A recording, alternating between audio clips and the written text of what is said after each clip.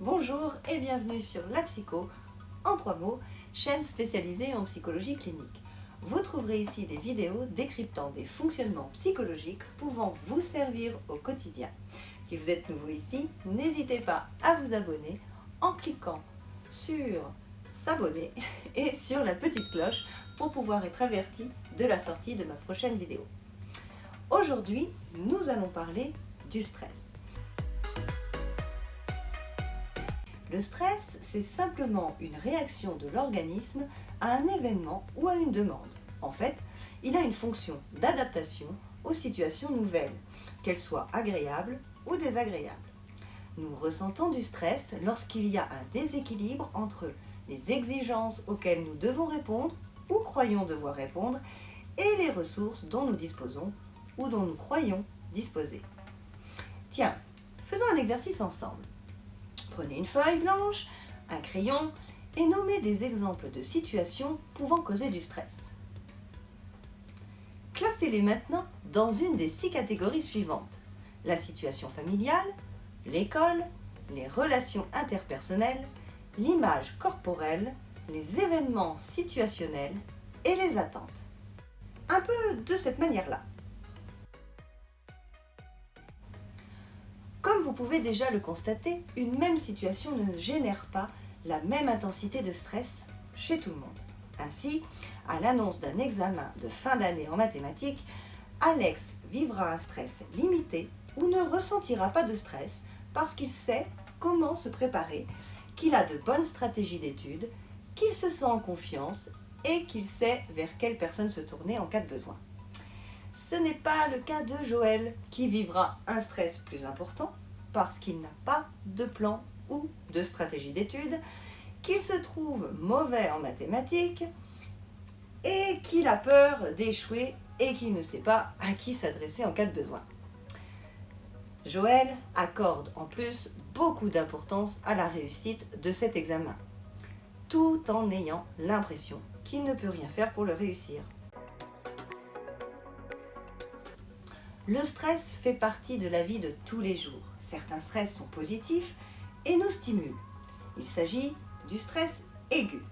Par exemple, ressentir un peu de trac avant un examen nous pousse à bien nous préparer. Cependant, d'autres stress sont négatifs et parfois si intenses qu'ils en deviennent nuisibles et ont un impact néfaste sur la santé tant physique que mentale. Prendre soin de votre stress en écoutant ce qu'il a à vous dire vous prépare donc efficacement à faire face aux difficultés de la vie et contribue à prévenir les impacts négatifs de ce dit stress. Un stress prolongé ou chronique, contrairement au stress aigu, le stress chronique est toujours néfaste. Le stress peut donc être positif, c'est une fonction primordiale de l'organisme. C'est lui qui nous permet de savoir si on est dans une situation nouvelle ou pas. Un peu comme la douleur vient nous dire que quelque chose dysfonctionne dans notre corps. Le stress, lui, vient nous dire qu'il y a quelque chose de nouveau à appréhender dans notre environnement. En cela, il n'y a pas de bon ou de mauvais stress. Certes, ce n'est pas très agréable à ressentir, mais si on ne peut plus le ressentir, alors on ne peut plus savoir si on est dans une situation nouvelle ou pas. Et du coup, on ne peut plus déclencher le processus d'adaptation. Et il se passe quoi si on ne s'adapte plus? Je vous écoute. C'est ça, n'ayez pas peur de le dire. On meurt. Vouloir le supprimer de nos vies est donc un non-sens. L'absence de stress est donc nocive, sans lui, on se mettrait en danger sans même le savoir. Et oui, il existe un stress optimal. Si, je vous assure. Ici, là, vous le voyez? C'est celui qui nous permet d'être au mieux de notre efficacité. Le stress, à ce stade, nous permet une stimulation idéale pour aller chercher nos ressources les plus appropriées dans notre situation. Autant vous dire qu'à cet instant précis, on a l'impression qu'on est le roi du monde et que rien ne peut nous arrêter. Faut bien profiter de ce moment-là et garder les pieds sur terre, sinon Et oui, je vous avais prévenu, s'il y a un trop grand écart entre nos attentes et la réalité, notre cerveau va nous ramener sur Terre. Et on l'a vu tout à l'heure, c'est pas toujours le plus diplomate. Du coup, la courbe va atteindre un point d'inflexion où le stress va continuer d'augmenter, tandis que la performance va progressivement chuter. Poussées à l'extrême, nos réactions biologiques et physiologiques deviennent nocives pour nous-mêmes. Il se distingue du stress aigu qui, activé à un niveau raisonnable, nous aide à faire face à une situation complexe.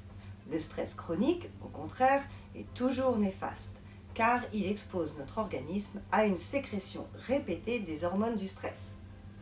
Notre système de réponse à ce dernier n'est pas fait pour être activé en permanence. À la longue, le stress chronique entraîne des maladies cardiaques, une augmentation de la pression artérielle, un taux de cholestérol élevé, du diabète de type 2 et de la dépression.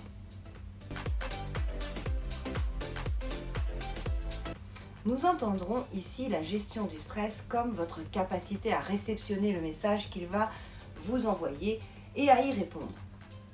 Un peu comme si vous receviez un appel téléphonique en provenance directe de votre cerveau.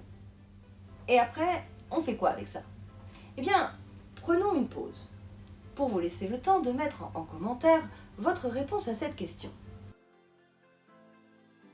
Alors voyons ça de plus près.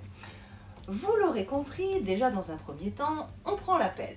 On ne fait pas genre j'ai rien entendu. Sans vouloir être méchante avec notre ami le stress, il raconte un peu toujours la même chose. En gros, il y a quelque chose de nouveau dans ton environnement, je suis méga prêt à réagir si besoin. Est-ce qu'il y a besoin? Notre stress se tient prêt.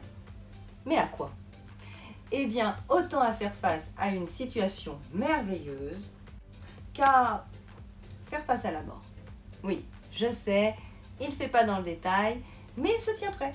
Notre cerveau, à ce stade-là, est dans les starting blocks pour nous aider à nous adapter au mieux. Bon, il se tient prêt aussi pour toutes les nuances qui se trouvent entre ces deux extrêmes.